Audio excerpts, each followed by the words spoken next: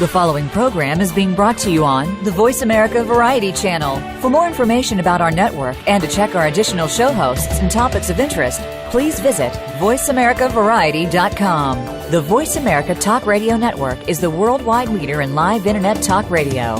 Visit voiceamerica.com. The views and ideas expressed on the following program are strictly those of the host or guests and do not necessarily reflect the views and ideas held by the Voice America Talk Radio Network, its staff, and management. Good night.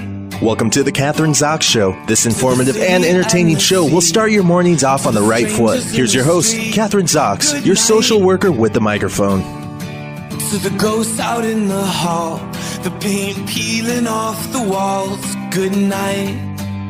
Sometimes I stand between the sidewalk and the sky and just stare into the clouds as they pass by. You have to leave the ground to learn to fly. I'm Kathryn Zox, your social worker with the microphone, and you're listening to The Kathryn Zox Show. Joining me this morning is Sean Worthington, author of Beyond Bitcoin, The Future of Digital Currency. Described as an easy, instant, and anonymous worldwide payment system, Bitcoin has been steadily growing in popularity since its introduction to the public in early 2009. But according to one cryptocurrency expert, despite Bitcoin's enthusiastic acceptance and the dizzying profits it's been producing for owners and investors, the long-term outlook for Bitcoin is not bright. Joining us this morning is Sean Worthington, an expert in this global currency and author of Beyond Bitcoin. Welcome to the show. Nice to have you here, Sean. Well, thank you very much for having me. So Bitcoin, I have to say, it keeps coming up in conversation, actually just last week, somebody told me that they made a lot of money on Bitcoin, and I'm never really sure. I can't explain it. I don't really understand it. Maybe because I'm a social worker. Maybe it's with the people that I hang around with. I don't know. But so can you tell us, what exactly is Bitcoin before we get into CloudCoin? Sure. Well, Bitcoin is the first digital currency that solved what's called the physical integrity problem of digital money. And the problem with anything digital, or with digital money specifically, is that you could copy and paste it all over your computer. You could delete it. And so how would you ever stop anybody from counterfeiting it? And basically the blockchain has figured out how to do that, or the Bitcoin has figured out how to do that by creating a data structure. They call it the blockchain. And you can write to it and you can read from it, but you can't delete any records and you can't update the records. So it's basically a big transaction log that shows all the money and how it's gone and how it's changed hands. And it tracks every occurrence that happens. And so they stop counterfeiting in that way. I might add, because I didn't say this in the, I introduced you as an author, but you are an expert, tenured faculty member in the computer science department of Butte College in Northern California, and an expert in computer information systems. So who's using Bitcoin? I mean, how is it being used now? Since you said it's been in, yeah. Sure. Well, it started being used by libertarians who were concerned about the Federal Reserve money. They wanted to have something better. They were, often using gold and silver. And Bitcoin gave them the opportunity to get away from the Federal Reserve money, which they're concerned about inflation and manipulations going on. And they were, then it started being used to be able to purchase things all over the planet. And so if you wanted to buy $1 million worth of oil from Venezuela, Bitcoin might be your only choice because the Venezuelan government might try to block your dollars or do something in between. And it grew in popularity, but what happened is that people who did buy it started realizing that they were making money at the end of the month, and so it became an investment. And so now you're seeing a lot of people investing money into it. And this has gotten pretty crazy now. We see that the price is exploding. It's probably a bubble, but now the majority of people that are buying Bitcoins are in fact investors. So what if I wanted to invest? What would I do? Just I'm sitting in front of my computer. Take me through that. So it's not really an easy thing to do. The first thing you've got to do is you've got to get on the public ledger or the blockchain. And that takes about 3 days. And you've got to download a wallet, and the wallet is about 150 gigabytes if you want to do it securely. So you've got to download that, and that might take 3 or 4 days. And then you've got to find somebody that will sell it to you. And that could be, a matter of just looking at your local Craigslist or finding somebody that you know that's got Bitcoins that want to sell them. Or it could mean going to an exchange in which you have to go through a big process of signing up and submitting documents and IDs. And that actually can take 4 days in itself or maybe even a week. So it takes a long time. Right. So it's an arduous process is what you're saying, right? You can't do it right away. And that's right. So, yeah, and you talk about in your book, I mean, there are major flaws to Bitcoin. What else? What are the other flaws? It takes a lot of time. As I understand it, hackers can get into your computer and find out exactly what the transactions that you've done, and know exactly what your financial situation is like. Is that it? Well, there's a possibility. There's a lot of problems. The first problem that becomes apparent when people use it is that it's not scalable. And that means that the more people that use it, the slower it gets. And so you might buy some Bitcoins, but then when you go to sell them, you might find that you can't, or it's taking too long, or maybe the exchange slows down to such an extent that you're told to come back later because there's only so many transactions that the blockchain can handle every second. And if you go over that, then it could take days to do a transaction. So there's the speed of it. But like you said, you have an account number on the blockchain, and it tracks every transaction you make. And this blockchain goes bigger and bigger and bigger as more transactions are made. And so what can happen is that if somebody was to come into your house and grab your computer, they might be able to find out what your public and private keys are, which would give away your account number. And they could actually track everything that you've ever done. So it would not be private. It would be the exact opposite of private. It could be used to prove that you made purchases. And that's just the start of things. All right, so tell us some of the other flaws that are involved that have to do with Bitcoin, because you think Bitcoin is not going to be used as a digital monetary system, I'm assuming. That's right. I mean, one of the biggest problems is that it's not quantum safe. And now we're inventing quantum computers, which can, in theory, hack the blockchain in about 2 minutes. And I think it's pretty safe to say that our government probably already has warehouses full of quantum computers that are able to decrypt these IDs and get Bitcoins. But certainly in the future, the public will be able to do it. And I think that within 10 years, I can safely say that the blockchain will be totally hackable. That's another problem. Another problem is that it's based on consensus. And so if the Chinese were to put up 6,000 servers, they could, in theory, just take over the blockchain and claim that they have all the money. So what's the difference between that and, let's say, I have my money in my bank account online or in different banks, and can't somebody hack that as well? You know what I mean? Isn't that possible as well? Isn't it sort of the same thing? Yeah, that's a big problem. The difference is something called referential integrity, and that is when you go online to your bank or you've got your debit card, you've got numbers that point to what is supposed to be physical green paper money, and it references that. And so it's possible that somebody could come in and steal your identity, and they could get your username and password, and they could steal the references. And there's also some problems that maybe the bank doesn't actually have the money that they're supposed to have. Like if you're supposed to have $1,000, what happens if they don't actually have $1,000 in the bank? So that's a big issue. But with Bitcoin, there's no referential integrity problems because it's you pretty much own what you have. There's no banks involved. So you mentioned quantum computers. Can you explain that in lay terms? What is a quantum computer?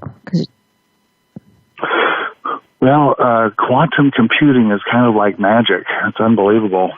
There's something called a qubit, and these qubits have different states, and basically they're able to check thousands of different encryption codes all at the same time. And so where a regular computer has to do them one at a time, they could do thousands at one time, and so they can decrypt things much faster. And you mentioned the United States our government has more and more of those, and is that true around the world? Well, we don't know, because that's all national secrets.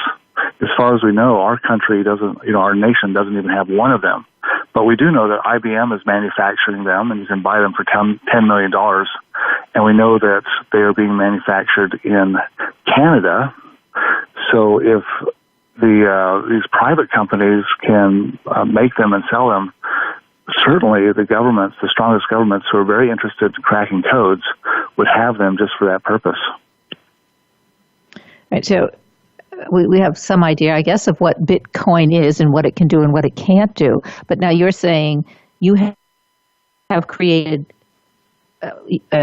digital currency called CloudCoin that gets rid of these design flaws that that you talk about that are related to Bitcoin. So tell us about CloudCoin and how it differs from Bitcoin. And Sure. And so CloudCoin is what's called a second mover technology. We were able to take a look at all of the problems that Bitcoin has, basically solve them, and we created a totally different data structure to handle the physical integrity of the digital currency. And basically, instead of tracking every transaction that ever happens, CloudCoin just checks to see if the coins are authentic or not. And so it's a counterfeit detection system, a global counterfeit detection system.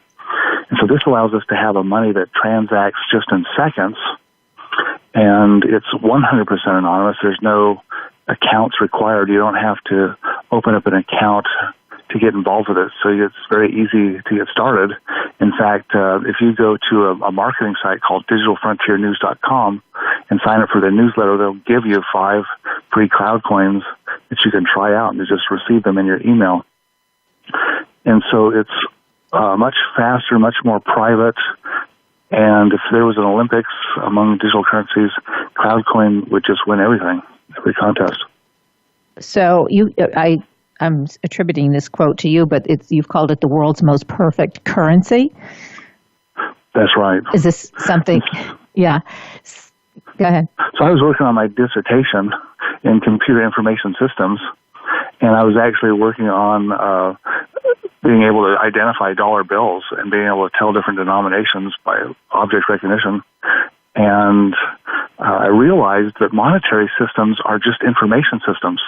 They're accounting systems. And what they do is they track all the value that we create so that we can then get that value out. And so it's supposed to create a system in which when we add a lot of value to the economy, we get a lot of value out of the economy. And the money is actually data. And so I just opened up my PhD database book and looked at what is the ideal data, what is perfect data, and I just applied that to money. I realized that money is data, and we can just add all these rules to it, and that's where we created CloudCoin. Right. Well, now that you said we created it, that's you and who else? You're working on your dissertation. You and who else are involved in this?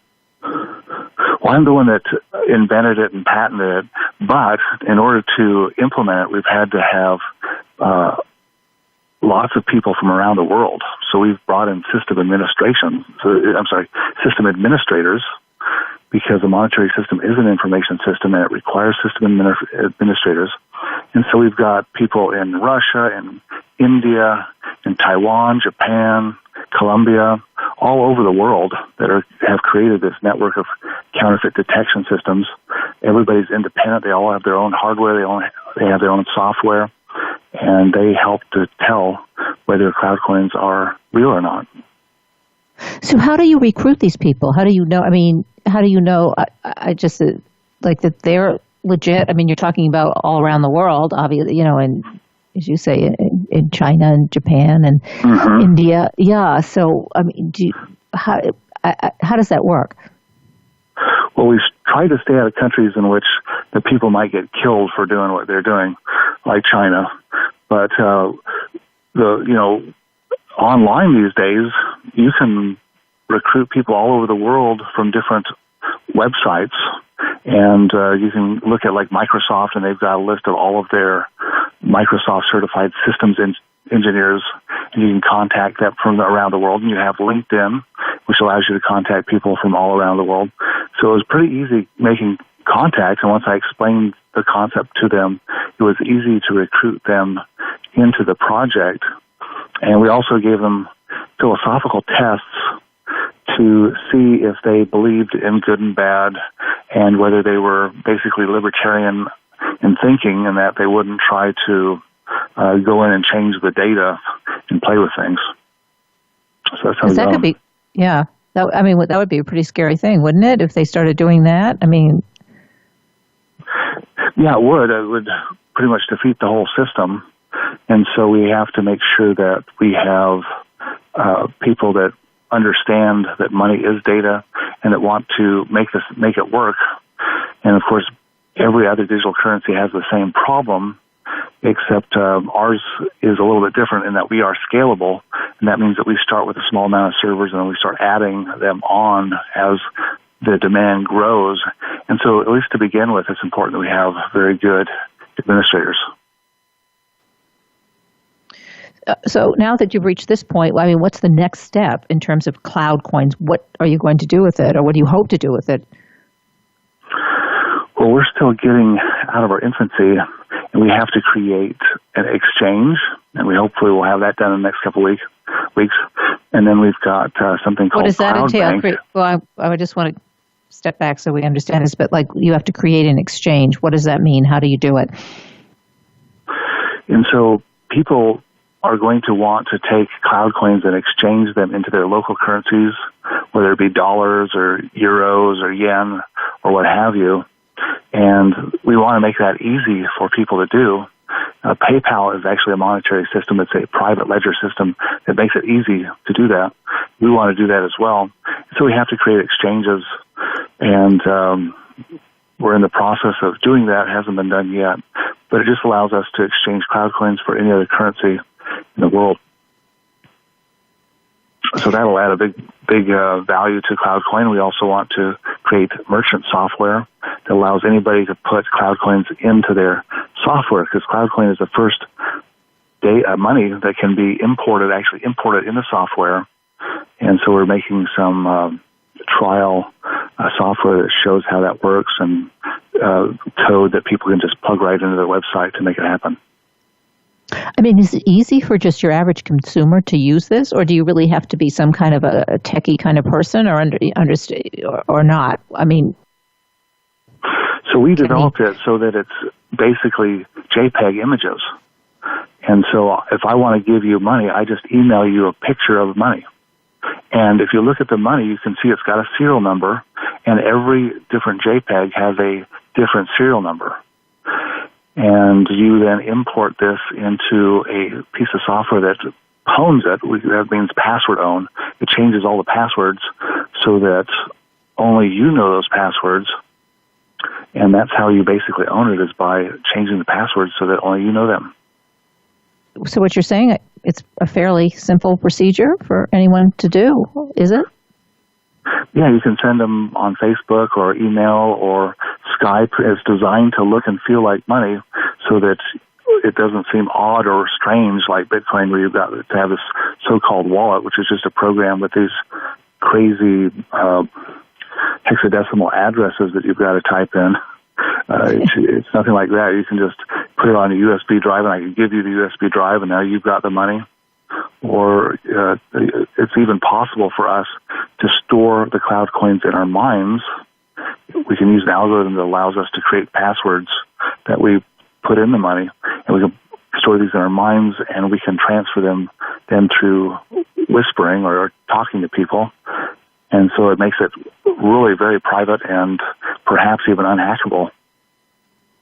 Well, does this digital currency, is this the wave of the future? I mean, in 10 or 20 years, this is the kind of thing that we're going to be using to exchange digital currency, as opposed to dollar bills where Yes, it's going to dominate everything.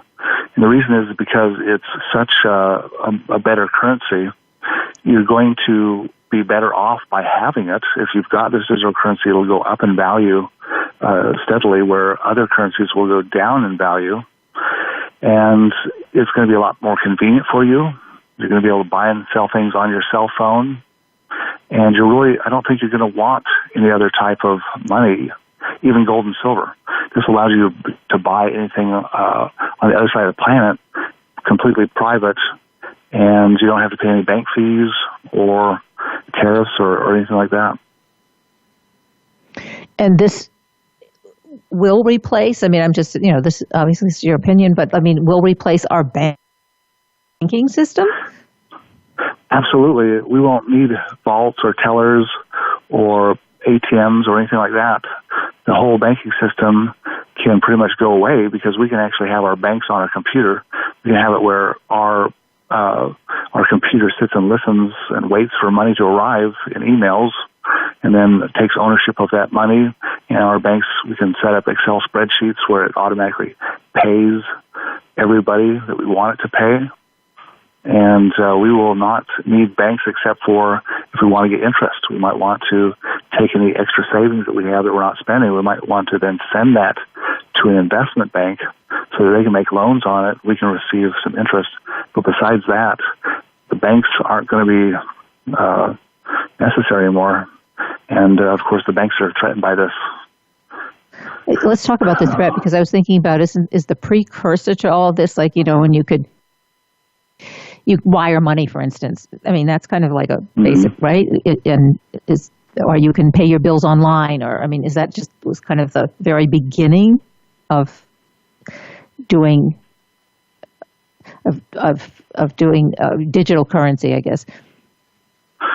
Well, like when you pay bills online, basically they just write checks, and those checks go through the mail. And the check is a way of being able to send money to somebody without actually sending the money to them, and it makes it much more convenient. And but digital money will have digital checks just the same way as regular money has, and so we're creating a bill pay system in which we have checks as well, and that we send out the checks to people, and they can then go to our cloud bank software and cash them. It's interesting. So how do you? I guess what I can't sort of get at my grasp is, so where's all the? How do you? Can you create money? Do you know what I mean? See, what's the basis of all of this? Where, the gold is, or our gold standard is the basis for our monetary system, right? So what's the base? You know what I'm saying? Absolutely. Where is it? And so this is the big revelation. This is the big thing that we figured out, and that is that money is data. And so if you want to make excellent, wonderful money, it doesn't need to be made out of gold or silver or paper money that can't be counterfeited. Just has to have what's called physical and logical integrity. And part of that is that, number one, it cannot be counterfeited. And so what that means is that CloudCoin is the first currency which we minted the money first, and that's it. There's no more money. We do have the ability to split the money. So if you do have money and we want to increase reduce the value so the unit of account is easier to use, we can multiply everybody's money proportionally, but there's no new money that comes into the system from anywhere. And we also make it so you cannot lose the money. So with Bitcoin, for example, there's like 4 million Bitcoins that have been lost, and if they ever lose more than they bring in, that's the end of Bitcoin. And basically the way that the Bitcoin runs itself and funds the network is that they counterfeit new Bitcoins. They make new Bitcoins. But the way that CloudCoin works is that we have our miners, and they mine for lost CloudCoins that have been permanently lost. And when they find CloudCoins that have been permanently lost, they can recover them, and then that's used to pay for our system. And so we don't have any permanent loss in our system. Well, one last question, because we don't have that much time left, but is it because you can do this so quickly, and you can do it on your iPhone, as you say, you can make purchases and invest. Is that a danger? It's people that can make mistakes, and you sort of get ahead of themselves when it comes to, let's say, just investing. Is that an issue or a problem with this kind of currency? Well, there's a lot of things that we don't know yet, but in theory, this is going to make the velocity of money transfer, happen much faster, and that's going to be better for everybody. And so, when we have we depend on money to make decisions, and the better money that we have, the better decisions that we can make, and the faster that we can make them. So, I think it's going to be a benefit. I don't think that we're going to have any additional problems because of the speed of the way that things can be transferred. Well, if people want more information about this, because we only have about a minute left, I've got a thing here that says you can request a free copy of your book, Beyond Bitcoin, The Future of Digital Currency, and get 5 free CloudCoins. Can we do that? That's right. If they go to digitalfrontiernews.com. Say that again, because I interrupted. Digitalfrontiernews.com, they just sign up for the newsletter. Okay. Say that one more time. I keep interrupting you. Okay, sorry. So at digitalfrontiernews.com, they can sign up for our newsletter. They can receive the digital book for free and 5 free CloudCoins to try them out. And it could be worth a lot in the future, so I think it's worth doing. Great. Thanks so much for being on the show today. We've been talking to Sean H. Worthington, author of Beyond Bitcoin, The Future of Digital Currency. Have a great day. I'm Kathryn Zox, your social worker with a microphone, and you've been listening to The Kathryn Zox Show.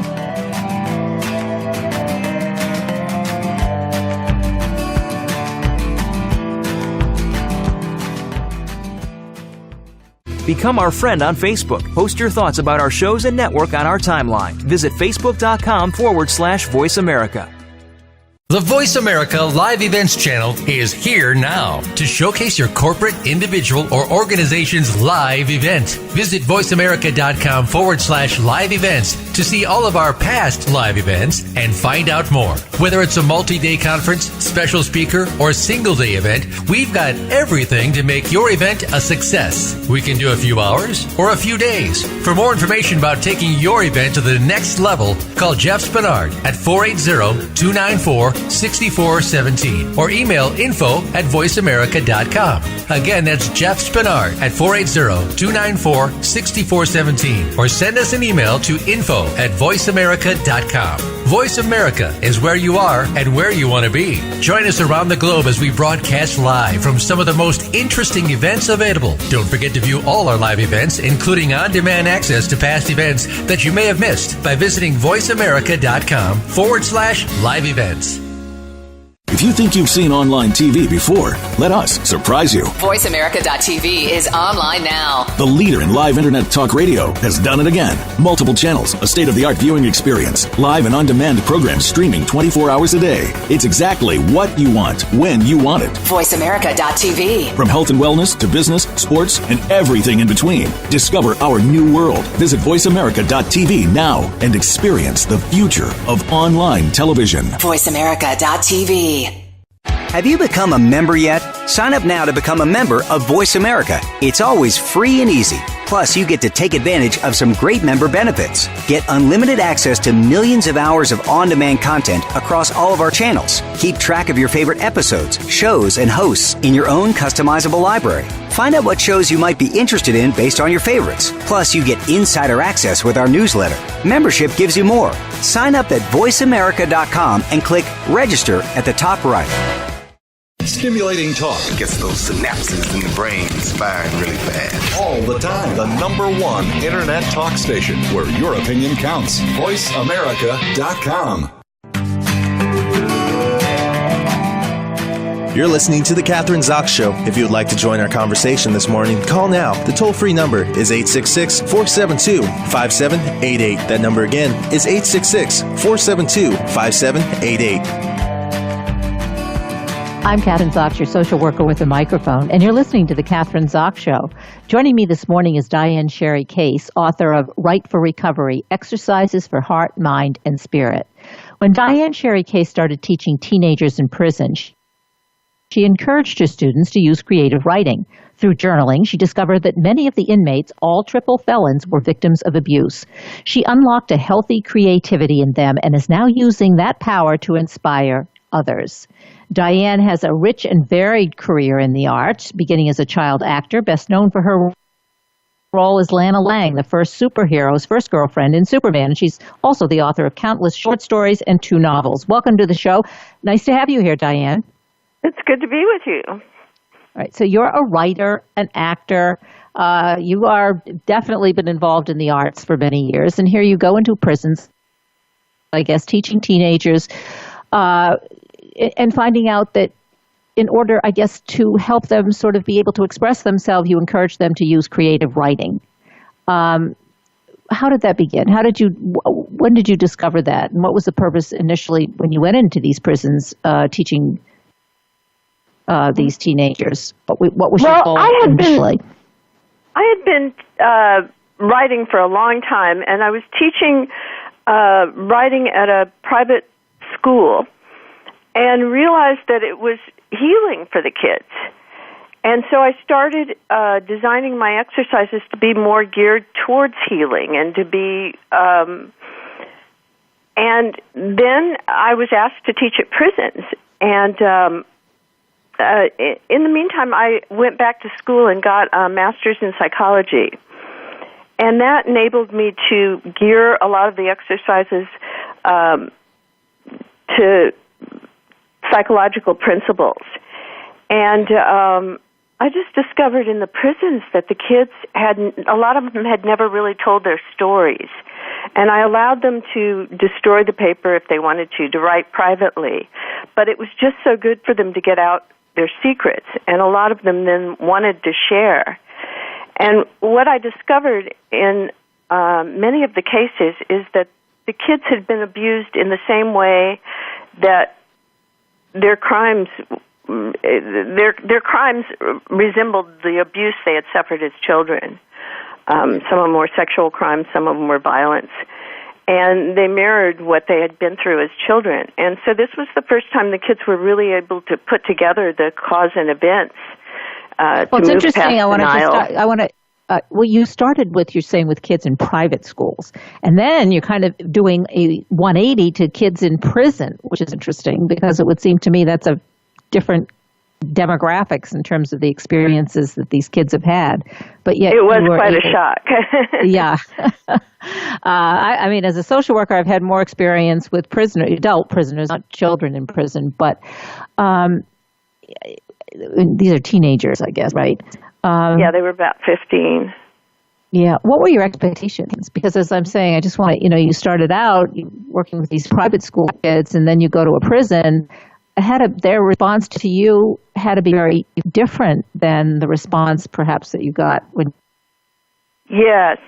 I didn't expect to love them all as much as I fell for them because I thought of them as criminals, but they were really kids that had been abused who then became criminals. And I just really fell for a lot of the kids. They wrote really touching stories, and I guess I expected them to be. Most of them had trouble with the English language, which was a challenge, but they were still able to free flow write and to tell a lot of stories that hadn't been told. One that I remember really touched me was a child writing about when he was like 3 years old or 4 years old, and his grandmother. His parents had died, so he was supporting his grandmother who was disabled, and he had to sell newspapers in the street in Mexico. And he was so small, he was always scared to get hit by a car as he ran through the newspaper, to sell the newspapers at stoplights. Just little details in their lives that were just really touching. That's not to go into the abuse, which was, dark.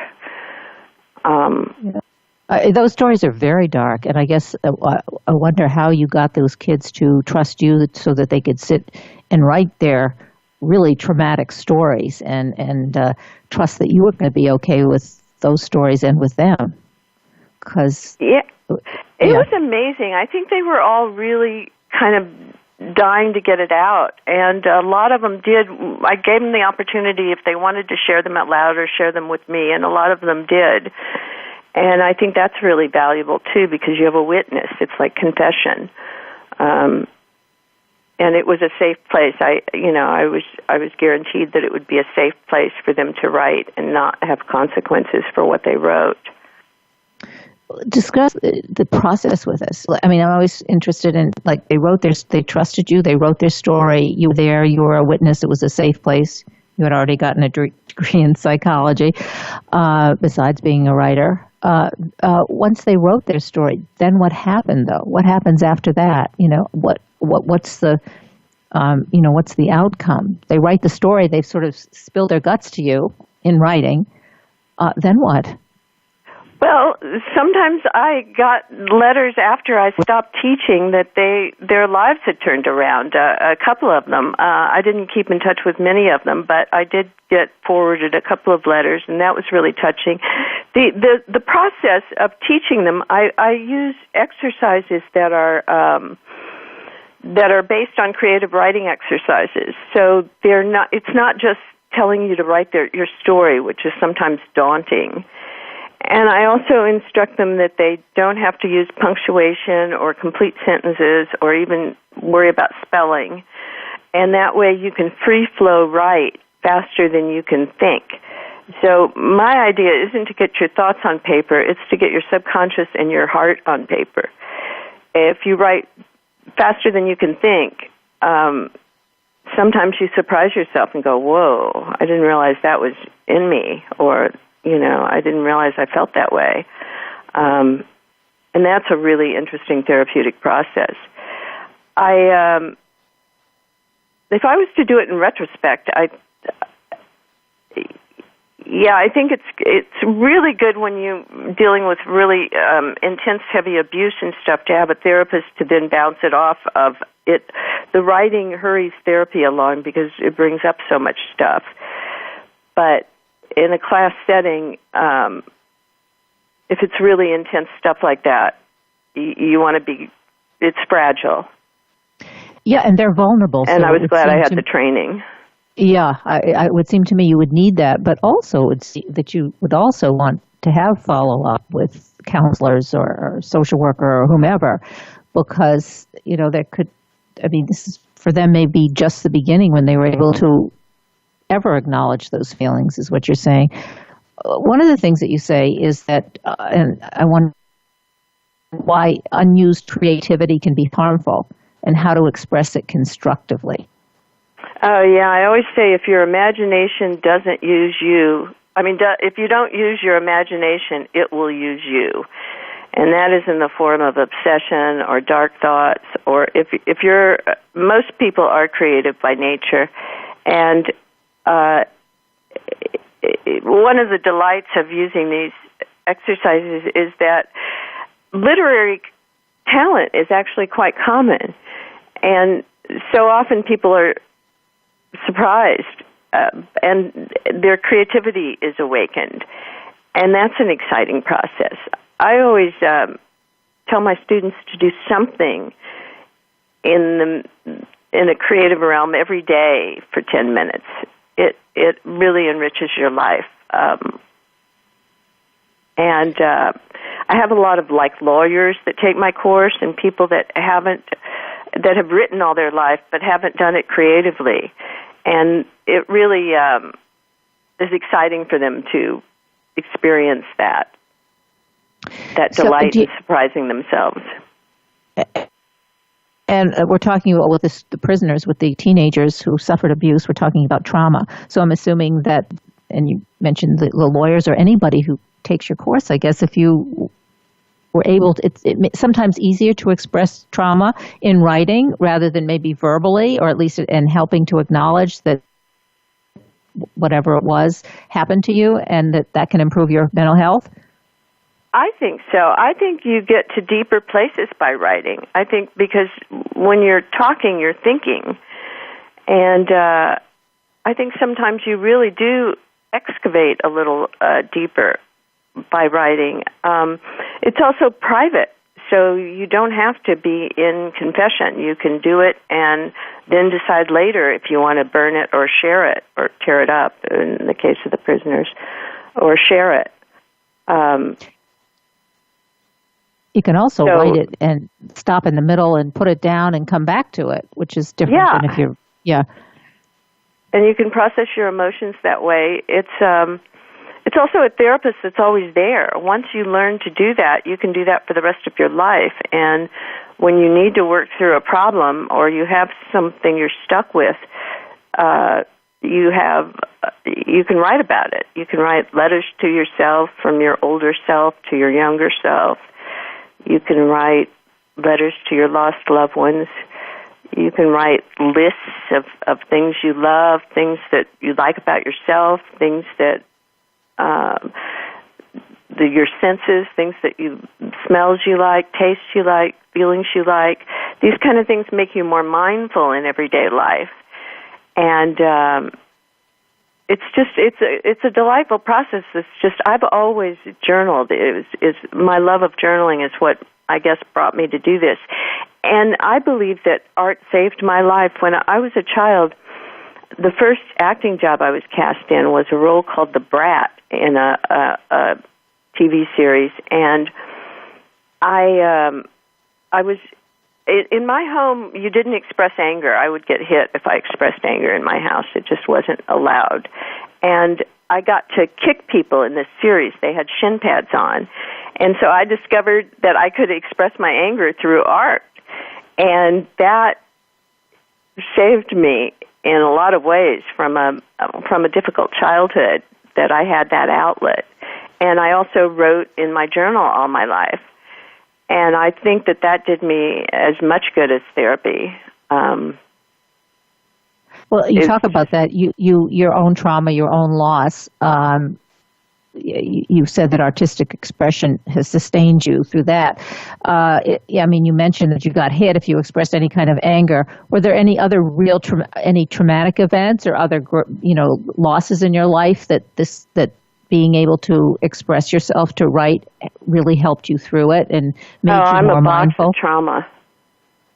I'm a box full of trauma in my life. I've had everything happen. I was kidnapped in Mexico. I have had sexual abuse in my history. My only sibling died a sudden death when she was 35, and I had a very traumatic divorce, and I've written through it all. Well, those are huge losses and huge traumas. So tell us how that helped. I mean, you said, well, how about starting with the first example you gave, like you got kidnapped in Mexico? What happened? I was picked up by some people that pretended to be police, and they threatened to torture me and stuff, and said I had to sleep with them, and they held me for 24 hours till I gave them everything I had, and then they let me go and said they'd be coming back for more. And so I left town. I was told to leave town by a lawyer. And in Mexico, it was a fine line. This is a long time ago, but it was a fine line. You didn't know who was police and who were the bad guys. They were, they could be interchangeable. And so I never did know exactly what that was all about, but it was pretty scary. And I used things in my fiction. I eventually, after writing in journals for decades, I started writing fiction, and but a lot of my fiction does have some elements of my life in it. Of course, at least I call it, it's truth, if not factual. So I wrote a novel about my experiences in Mexico, and I left out the kidnapping because it was just too unreal and too disturbing for the lightness of the book. So I made it lighter, my experiences in Mexico, than they were. I left show business and joined a circus. That's how crazy I was when I was younger. You had your crazy days. Yeah, that's terrifying, actually. I mean, the story you just described. So let's go on to next. You mentioned a couple other very traumatic experiences, losing your sister at age 35. Just suddenly. Yeah. I mean, those are the kinds of things, unfortunately, probably many of us have experienced similar kind of trauma, losing a loved one who dies suddenly. And so you're saying that this process of writing for recovery is really helpful when that happens? Oh, yes, definitely. I don't know what I'd do without my journal. And I was able to write a memorial for her a day after she died. I don't know how I did that. But I guess it's just being used to writing. Yeah, well, that's your skill. That's who it would seem your profession, but who you are too. It would seem to me that would be a kind of a spontaneous thing. If you were a orator, you'd get up and give a great speech, maybe, or. It's my go-to is writing about it. It's definitely my go-to, and sometimes I cry when I write. Sometimes I laugh. Sometimes it's uplifting. I try to. Nowadays, I concentrate. I want to say one very important thing about writing about trauma, and that is, I think it's important not to do it repeatedly, to do it once or twice, share it or get rid of it, feel like you've processed it as much as you can, and move on to things that lighten you and create more mindfulness and more spirituality and lighten your mood. Because if you dwell on the trauma too long, it tends to embed it in you even worse. So repetitive writing about trauma, I don't think is that healthy. I think it's good to get it out. Do you mean repetitive writing about the same trauma, or yes, like a series of traumas? So you could write about each one separately, but don't keep writing about the same one all the time. Is that what you're saying? Exactly. Get it down in detail, as much detail as you can, and then try to let it go. Do you have to share it with someone or not? Is it more helpful to share if you trust someone, or does it not make a difference? Yes? It is. It is. But you can also do a ritual where I like for adults burning it, if you have a fireplace or someplace safe, but some kind of ritual getting rid of it. If you really don't want to share it with somebody, but it's ideal to share it with somebody. And as I say, if you are in therapy, it really quickens therapy along because you get to things that might take you a year to tell. That's true. I think that you come out of denial. That would be very helpful. Mm-hmm. So how do you get people? You're a writer, and you also have the background in psychology. So how do you get people that you're working with to do this? Because people resist. I think I don't want to put it in writing. I don't want to, especially people who are in denial, who have refused to maybe take a look at what's happened to them because they feel like it's too painful. How do you get them to do that? To be able to sit down and tell their story? Well, I sneak up on it a bit. I do free association exercises, and I do exercises where I tell people to write about their wiser self, to write letters from their self from the future to their selves now. And I just give them different kind of creative writing exercises. Sometimes I'll have them write from art, which evokes stories. And eventually your stories come out when you're doing these exercises, usually. You don't have to just say, write about the trauma. And when you do say write about the trauma, I make sure that you use all your senses when you're remembering it. It's very important for it to be vivid and kind of relived. That's why I think when it's especially when it's new trauma, you do need support. If something's happened this year, well, I'm thinking about you do need individual support. I'm thinking about the Me Too's.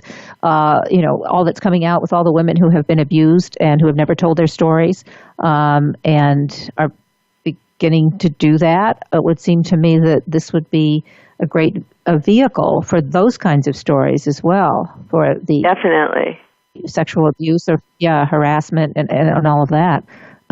There's an exercise in my book that's really optional that I don't recommend for everybody. I was given it in my psychology program, and I couldn't hardly do it. But I did it of the good things, and that is a history of your sex life.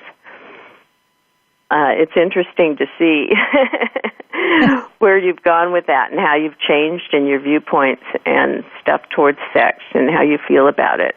It's interesting you should say that, Diane, because I've had that conversation now in the past few weeks with most of the women, with many women that I know, friends and colleagues. Like in talking about, like, you know, you have a whole history of your sexual history, and it's amazing. I'm beginning to hear, a lot of stories from a lot of women that I've known for a long time that I had no idea.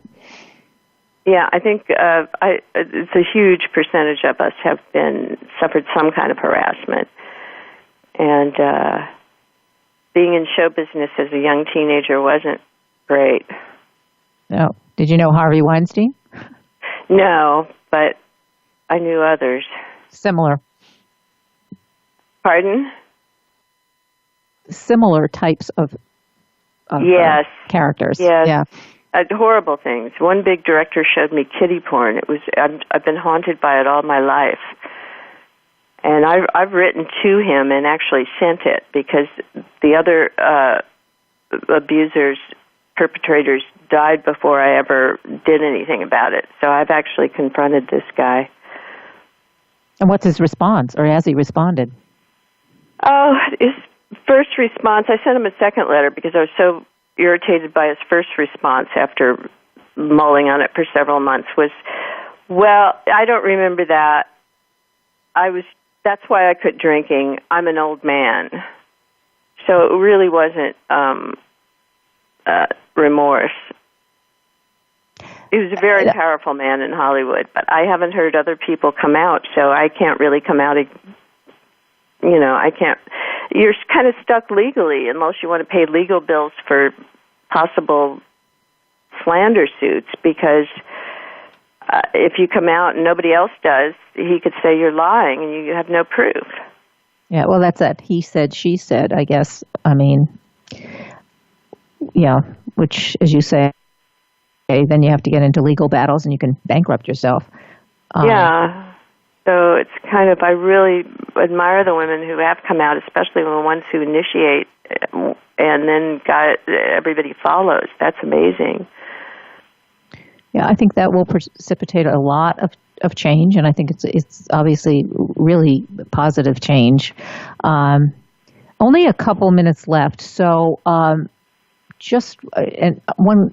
know that one of the other things that you do is you teach therapists to use writing in their practices. I kind of touched on that, but do you actually have classes for that so that you teach social workers or psychologists to use this form of creative writing for their clients or their patients? No, I do one-on-ones. And what I do is take them through the process so they experience it. Sometimes I've gone into treatment centers and counseling centers and taught, given presentations for a whole group of 120 interns, things like that. But I like working one-on-one and doing what I would do with an individual client, taking them through the exercises. I gear each exercise on the one before, how the person has responded to the one before, and then I design the next one in the session so that we're working on whatever problem or whatever issues they're dealing with. And so the therapist gets to experience that and can use those techniques on their clients, with their clients. Well, we want to recommend the book, Right for Recovery, Exercises for Heart, Mind, and Spirit. You can buy the book online, bookstores everywhere. It's available for pre-order on Barnes & Noble, and I think on Amazon. It's due out January 16th. Oh, all right. So we're early. We're early, but you can go to my website, rightforrecovery.com, and find out a lot of information. Yeah, about the book and also about you and what you're doing, I assume? Yes. Great. Well, we'll be looking Right for Recovery, Exercises for Heart, Mind, and Spirit. And we've been talking to Diane Sherry Case. She's the author. Thanks so much for being on the show today. It was great having you. Thank you, Kathryn. Have a good day. Have a good holiday. Yes, you too. Okay. I'm Kathryn Zox, your social worker with a microphone, and you're listening to The Kathryn Zox Show. We hope you have enjoyed today's episode of The Kathryn Zox Show. You can listen live every Thursday morning at 7 a.m. Pacific Time on the Voice America channel. Want to know more about Kathryn? Visit her website at www.kathrynzox.com. Be sure to join us next week for more interviews and great conversations with Kathryn Zox.